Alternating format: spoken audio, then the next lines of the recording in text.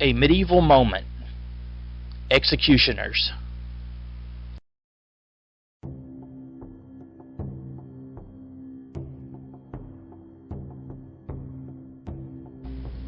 Forget the image of a fat man with no shirt, wearing a black hood and wielding a wicked double-bladed axe. Real medieval executioners were depicted in ordinary everyday garb, often wearing hats and butcher's aprons, and wielding two-handed swords. In medieval Europe, the prevalent idea was that justice should be seen to be done, which is where the executioner, with his ritualized and regulated violence on the crown's behalf, whether an actual execution or merely a flogging, etc., came in. Regarding public executions in the Middle Ages, historian Joel F. Harrington writes, quote, "In the medieval era, public executions were meant to accomplish two goals. First, to shock spectators, and second, to reaffirm divine and temporal authority. A steady and reliable executioner played the pivotal role in achieving the delicate balance through his ritualized and regulated violence on the state's behalf. The court condemnation, the death procession, and the execution itself constituted three acts in a carefully choreographed morality play." Unquote. Medieval Europeans desired an orderly and stable society, and public executions were designed to serve as a deterrent to possible malefactors and to reaffirm the authority of God, His Holy Church, and the Crown. As author Andrew McCall says, the idea was that justice should be seen to be done, an idea relished as much by the populace, who often urged the executioners to their work, as by the authorities, who wanted to send a message to would-be criminals.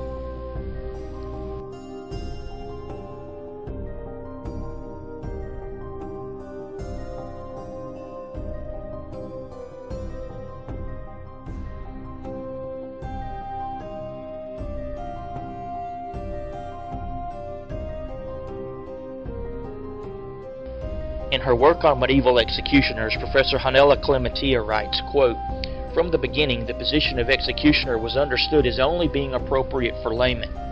The Church forbade those of the priestly class from performing any duties that were connected with the shedding of blood." Unquote. According to 13th century St. Thomas Aquinas in his Summa Theologica, priests were forbidden from all killing because Christ taught that violence should not be met with violence, and that they were to love their neighbors as themselves. Thus, while ecclesiastical courts might conduct trials, sentence was always carried out by the state, and while priests couldn't be executioners, executioners were required to be Christians. It was also the ideal that executioners might also carry some responsibility for the salvation of criminals. If a criminal died with his sins unconfessed, he or she would be damned. Thus, a medieval execution was essentially a drama of religious redemption. And in order to postpone their execution, some criminals would confess additional crimes even during an execution ceremony, in the hope that the sentence of death would be deferred pending further investigation. In addition to clergy and non-Christians, the position of executioner was generally considered unsuitable for women. However, for a brief period in the 13th century, women were occasionally used for executioner's duties, as in an edict of Ludwig IX, which stipulated that 10 to 14-year-olds convicted of perjury or blasphemy were to be publicly flogged naked. Women were to be lashed by women with no men present, unless the appropriate monetary fine was paid. In medieval Europe, it was considered inappropriate, even unnatural, that women should bear arms or take part in violent activities. Such was men's work.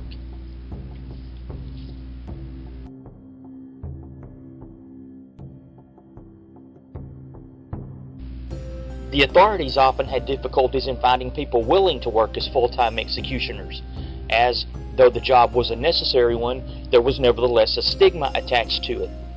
Thus, an early practice was established whereby the job could be offered to a condemned criminal who received a pardon if he accepted the position on a permanent basis. Occasionally, butchers would be pressed to serve as executioners. And while no decent person would voluntarily accept the office of executioner, it was difficult for people to accept the convicted criminal as a champion of justice. The story of condemned criminal turned executioner Jehan Lecuyer of Dijon is a case in point. Lecuyer was pardoned in April of 1414 by the Duchess of Burgundy and offered the job of executioner, in exchange for not having his ears clipped off and Lecuyer banished. However, the townsfolk of Dijon eventually came to regret this decision, in 1426 passing a new sentence of banishment on Lecuyer for being, quote, a seditious, quarrelsome, noisy, blaspheming libertine, and such a poorly behaved man that his neighbors cannot live with him in peace, unquote.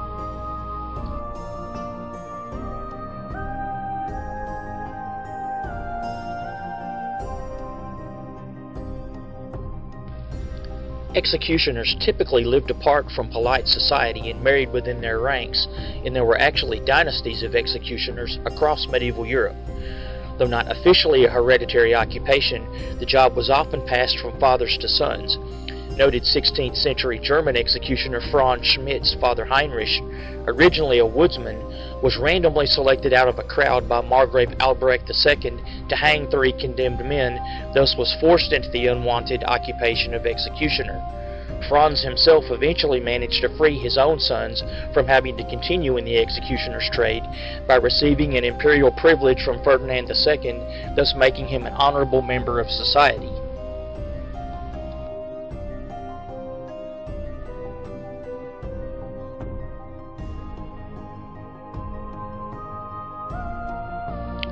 Many executioners had a working knowledge of anatomy and medicine, with some executioners practicing medicine on the side.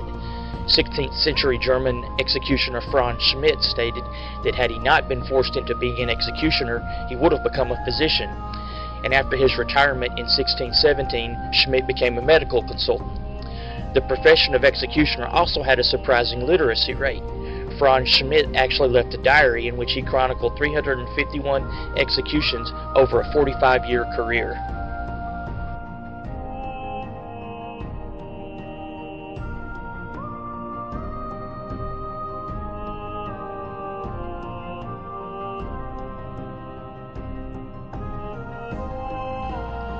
Even by the late Middle Ages, an executioner could not expect decent wages, as official executioners were paid on commission for each execution they carried out, rather than on salary. At the same time, an executioner would bill for the necessary materials and equipment, a sword, knives, branding irons, tongs, ropes, a chopping block, wood for a pyre, etc. Storage and maintenance of these items was also his responsibility, as no decent townsman wanted anything to do with them. Yet public executions were expensive, and authorities in areas without a public executioner had to pay not only his travel expenses, but for his room and board as well. Because executioners were not able to live only on commissions received from punishments, they were commonly granted small preferences to ease their situations, such as being exempt from taxes and duties in many places. French executioners also had the right of havage. According to havage, an executioner had a right to a certain portion of foodstuffs and other products brought into the city for sale, and in Paris in the 14th and 15th centuries included the right to levy tariffs on certain out-of-town merchants and lepers. He was also allowed to keep the clothes of those he had executed, though the deceased belted money up to a certain amount went to the warden. In 1530, the executioner's right of havage was codified in France, so that the practice was normalized across France and was not repealed until 1775. Medieval documents show that in 14th century Avignon, the executioner received 2 sous and 6 deniers for a public whipping. For a public flogging and the cutting off of an ear, the executioner received 7 sous, 6 deniers. Nor did executioners' wages increase as the period progressed. The ledgers of the Rouen Criminal Court showed that in August of 1411, executioner Geoffrey Thurage received only 20 sous for dragging a convicted peasant through the streets on a hurdle, a wooden sled, as well as hanging a convict named Colin Clémence. 20 to 30 livres, the corresponding price of a horse, as well as the yearly salary for a 15th century French craftsman, gives a baseline for the size of executioners' fees. 1 livre was worth 20 sous or 240 deniers. A loaf of wheat bread cost 1/2 to 2 deniers. In Kaufbeurer in Germany, the executioner was paid 4 florins for a beheading, 4 florins for a burning at the stake, 4 florins for a hanging, 1 florin for transporting a convict to the execution site on a hurdle, 1 florin for crushing with pincers, 1 florin for cutting off the nose and ears, 1 florin for pillorying, 3 florins for whipping, 2 florins for burying criminals, 6 florins for fetching suicides from the scene of the act, and 0.45 florins for torturing or presenting the instruments of torture. Torture was used. However, more often an executioner would attempt to coax the suspect into a confession merely by presenting the instruments. In other words, showing the suspect the nasty implements about to be used on him if he didn't confess.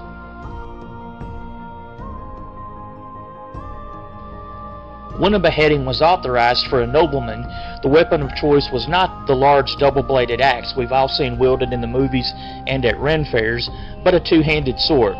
Swords were preferred because they made a quicker, cleaner cut. Finding a swordsman skilled enough to do the job was no easy task, however. The citizens of the French town of Lille were stunned when, after condemned rapist Bartholomé Mallet refused to kneel to receive the sword stroke that would sever his head, the executioner quickly beheaded the man while standing from the front and with only one sword stroke. The reputation of French executioners may be the reason English King Henry VIII sent for a French executioner from Calais who executed Anne Boleyn with a sword in 1536.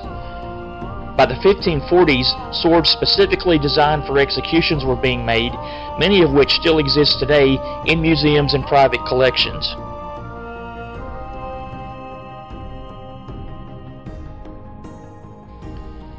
In medieval Europe, a person could be executed for various offenses, whether crimes against people, property, or religious beliefs. According to historian Mitchell B. Murbach, quote, "Throughout most of Europe and across the better part of a millennium, hanging was the punishment of thieves, breaking with the will was inflicted on murderers, rapists, and those who committed aggravated theft. Arsonists, like heretics, witches, and sodomites, were burned. Women charged with offenses against religion or morality, such as adultery or infanticide, were drowned, and decapitation was used for a wide range of offenses, including manslaughter, robbery, incest, infanticide, or major fraud," unquote. The most gruesome executions, such as drawing and quartering, were reserved for serious criminals, such as traitors and assassins. The right to exercise capital punishment was viewed as a fundamental right of authority, exercised not only by kings and nobles, but also by towns. As the medieval legal system developed, the demand for the death penalty became greater and more widespread, with some sources suggesting that 80% of all executions in late medieval England were for non-violent offenses, though other evidence suggests that by the 15th century the number of death sentences for non-violent offenses dropped markedly. Over-enthusiastic use of the death penalty resulted in reform and greater centralization. In England, by 1278, only theft of property worth more than 12 pence could warrant the death penalty. In general, women were less likely to receive the death penalty for certain offenses and more likely to be pardoned. Rape was made a capital offense in 1285, however, convictions were hard to obtain.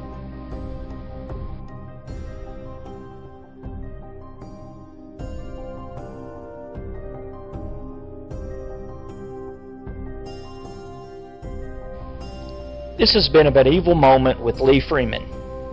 For more information on a variety of medieval topics, check out Medieval Speak, a medieval word book by Lee Freeman.